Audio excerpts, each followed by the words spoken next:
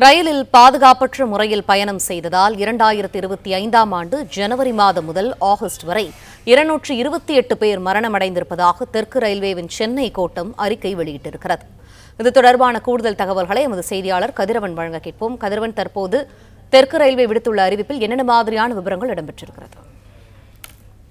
ரயில் தண்டவாளங்களில் அத்துமீறி நுழைவதையும் பாதுகாப்பற்ற பயணத்தை தவிர்க்குமாறும் ஒரு வேண்டுகோள் ஒன்றை தெற்கு ரயில்வே சார்பாக விடுக்கப்பட்டிருக்கிறது. சென்னை கோட்டத்தின் சார்பாக இந்த அறிக்கையும் வேண்டுகோளும் விடுக்கப்பட்டிருக்கிறது. அது மட்டும் இல்லாமல் இந்த ஆண்டு 2025ஆம் ஆண்டு ஜனவரி முதல் ஆகஸ்ட் வரை அத்துமீறி நுழைந்த 228 பேர் மரணமடைந்திருப்பதாகவும் 34 நபர்கள் காயமடைந்திருப்பதாகவும் தெரிவிக்கப்பட்டிருக்கிறது.